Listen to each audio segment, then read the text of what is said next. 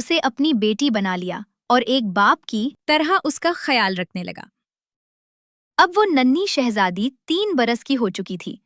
بارش کے دوران وہ پتے سے چھوٹی سی کشتی بنا کر اسے ندی کے پانی میں بہا دیتی۔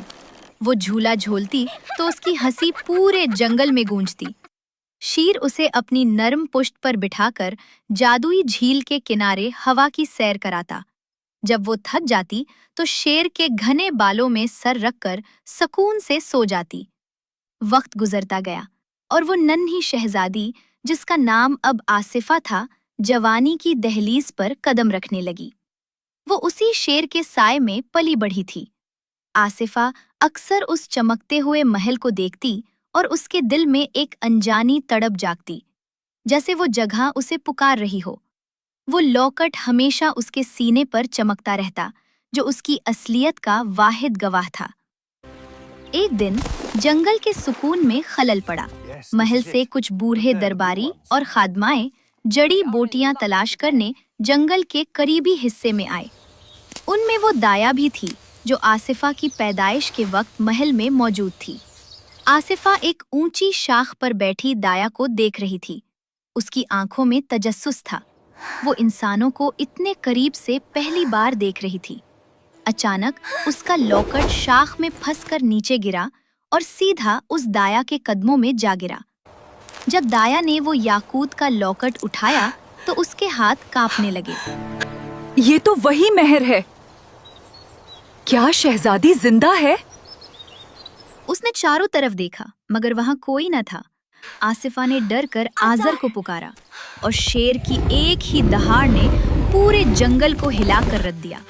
لوگ خوف زدہ ہو کر بھاگ گئے، مگر وہ دایا سمجھ گئی تھی کہ یہ معجزہ ہو چکا ہے۔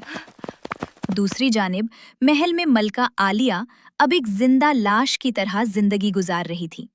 جب دایا نے چپکے سے انہیں وہ لوکٹ دکھایا تو ملکہ کی آنکھوں میں برسوں بعد زندگی کی چمک آئی اور امید کی ایک کرن نظر آئی۔ مگر ایک رکاوٹ تھی۔ بادشاہ کا بھائی اب بھی تخت پر تھا اور اگر اسے اس بات کا علم ہو جاتا تو وہ کسی صورت شہزادی کو قبول نہ کرتا۔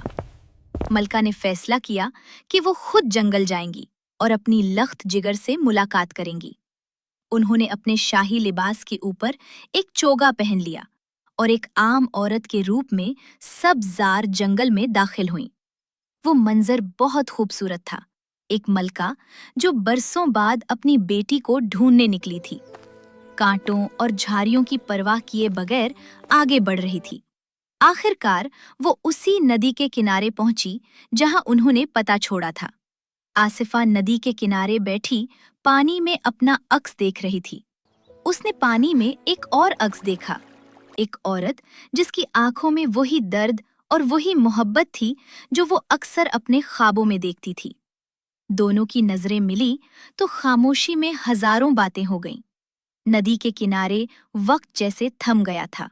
آصفہ نے دیکھا کہ یہ وہی عکس ہے جو برسوں سے اس کے خوابوں کی دہلیز پر دستک دیتا تھا۔ ملکہ عالیہ کی آنکھوں سے آنسوؤں کا سیلاب روا تھا۔ انہوں نے کپکپاتے ہاتھوں سے آصفہ کے چہرے کو چھوا۔ میری بچی، میری شہزادی۔ ان کی لہجے میں ممتا کی وہ تڑپ تھی جسے پہچاننے کے لیے آصفہ کو کسی زبان کی ضرورت نہ تھی۔ دونوں ایک دوسرے کے گلے لگ کر دیر تک روتی رہیں، جیسے برسوں کی پیاس ایک لمحے میں بجھ گئی ہو۔ مگر یہ سکون عارضی تھا۔ دور سے گھوڑوں کے ٹاپوں کی آواز آئی۔ ظفر اور اس کے سپاہی جو ملکہ کا پیچھا کر رہے تھے، جھاڑیوں کو چیرتے ہوئے نمودار ہوئے۔ وہ رہی ملکہ، اور دیکھو اس کے ساتھ وہ لڑکی، وہی ہے جس کے پاس شاہی یاقوت تھا۔ سپاہیوں کے چلانے پر آصفہ سہم گئی۔ اس نے زندگی میں کبھی اتنی نفرت بھری آوازیں نہیں سنی تھیں۔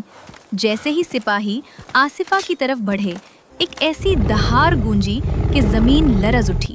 آزر، جنگل کا بادشاہ، چٹان کے پیچھے سے بجلی کی سی تیزی سے لپکا۔ اس کی آنکھوں میں غصے کی آگ تھی۔ اس کا خوفناک جاہو جلال دیکھ کر سپاہیوں کے پیروں تلے سے زمین نکل گئی۔ سپاہی خوف کے مارے پیچھے ہٹے، مگر مکر و فریب سے کام لیتے ہوئے انہوں نے ملکہ کو گھیرے میں لے لیا۔ तलवारों की झनकार ने जंगल के परिंदों को उड़ा दिया। हर तरफ अफरा तफरी मच गई। मलका ने एक आखिरी बार आसिफा की तरफ देखा और चीख कर कहा, आसिफा, भाग जाओ, अपनी जान बचाओ। सिपाही मलका को जबरदस्ती अपने साथ ले गए और आसिफा बेबसी से सिपाहियों को दूर जाते देखती रही। आज़र ने सिपाहियों का ताक़ुब करना चाहा, मगर वो पहले ही घोड़ों पर सवार महल की ऊंची दीवारों के पीछे गायब हो चुके थे। अब सब्ज़ार जंगल का सुकून आसिफा के लिए मातम बन गया था। वो आज़र की गार में बैठी सारा दिन रोती रहती। उसे अपनी माँ की वो सिसकियाँ और सिपाहियों का जुल्म याद आता तो उसका दिल कटने लगता। जंगल की हवाएं भी अब उसे उदास लगने लगी थीं।